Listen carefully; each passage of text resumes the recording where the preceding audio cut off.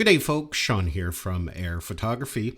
So in this video I'm going to go over a few basic settings, things you can adjust to help improve the quality of video you capture on your Osmo Action 6. Now I just want to mention, if you're brand new to action cameras, today's modern action cameras, especially the Osmo Action line, do an incredible job while capturing on auto. If you're brand new and you're just learning, I wouldn't focus too much on the settings, just get out and enjoy your camera. It's going to do a great job just with the default settings. But with that said, there are a few things that we can adjust to take your footage to the next level to make it even better. So I'm just going to adjust the position of the camera here just so you can see some of the settings that I'll be adjusting. So the first thing we're going to do is turn up our bitrate. By default, the camera is going to be set to a standard bitrate, but turning it up to a higher bitrate is going to increase the overall video quality. To do that, we're going to swipe down, click on our settings, and we're going to scroll until we come to the bitrate option. As you can see, there it is listed there. By default, again, it's going to be on standard. We're going to tap on it and set it to high. Just keep in mind that a higher bitrate is going to result in larger video files, and it will generate more heat in the camera. Now, another simple adjustment we can change in order to increase the video quality is a new feature on the Osmo Action 6 called Video Quality Priority. And we can access it by clicking on the settings there on the side. You can see we have an option for quality priority. We can enable it. Turning on that setting is going to increase the overall video quality as well. However, you did see that we did get a message there that it's going to use more power, so you're not going to get as long a battery life, and it's going to cause the temperature of the camera to overheat as well. So you may not want to use that if you're doing long periods of recording, especially if the camera is stationary. Now, when it comes to the general resolution and frame rate that I tend to use, I always like to film in 4K. By default, your camera, if you're brand new, is going to be set to 1080. And for some people, that's more than adequate, especially for social media. But you're going to get overall better quality filming in 4K. Even if you only export it at 1080, it's still going to look a little bit better when it's downscaled. And myself, I always like to film at 60 frames per second. That just gives me a little bit of flexibility in post. I can slow the footage down if I want. And generally, I find it just looks a little bit better. Now, at the very top right-hand side is where we can set our stabilization level and our field of view. On the right-hand side here is all our field of view options, and on the left-hand side here is the stabilization levels, and we can adjust them depending on what we're doing.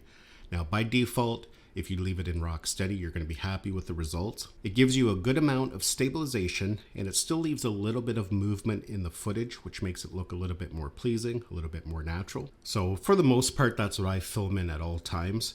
Now, if you want to keep your horizon perfectly level, we can turn on horizon steady. And as you can see here, if you look at the back of my desk, while you're recording and the camera's moving, the horizon is going to stay perfectly level. And that's for a complete 360 degrees of the camera. The only thing to keep in mind while using something like horizon steady is that the video is going to be heavily cropped, so you're not going to get a very wide field of view. And it doesn't give us any other options over there. We just have standard dewarp. So it's not ideal for every situation, but for some situations, some activities, you might want to try that out. But as mentioned, for the most part, everyday filming, I always leave it in rock steady.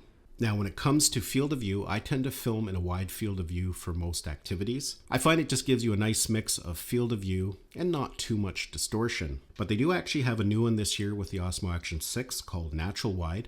That helps eliminate some vertical distortion, so that's a nice option as well. If you want to get rid of all the distortion, you can go to standard dewarp. If you look at the back of my desk now, there's no distortion there.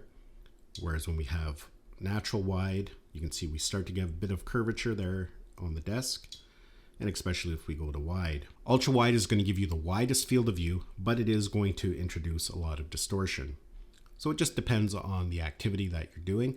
For the most part, either wide or natural wide will be a good choice. So those are some basic settings, some everyday things that you can do to improve your footage.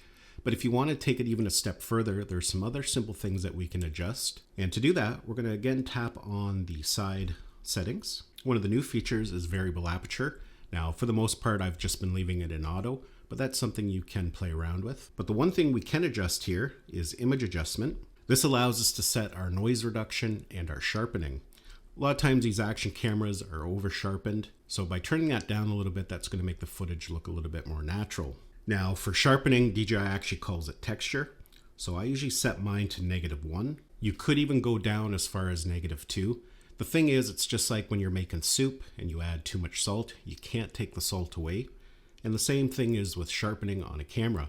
If it's over sharpened, there's not really a lot you can do to fix that. Whereas if it's under sharpened, you can always sharpen it later in post.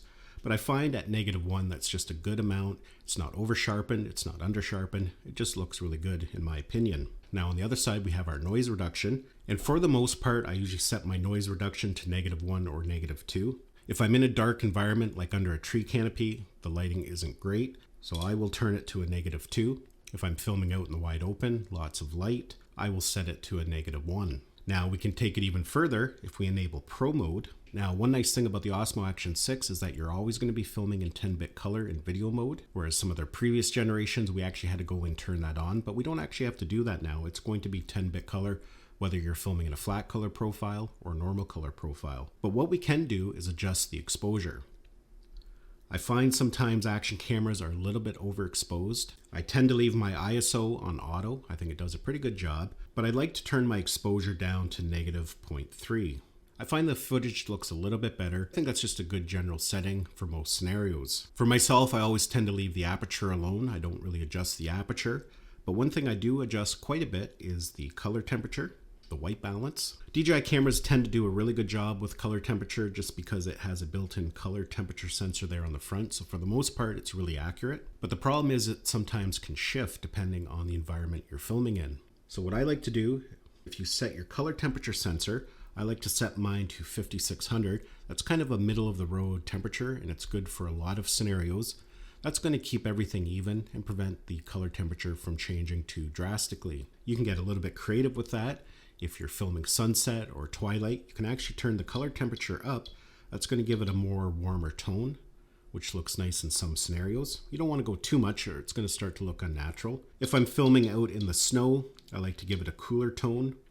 I might go down to 5100 or even 5000. Again, that's going to boil down to personal preference.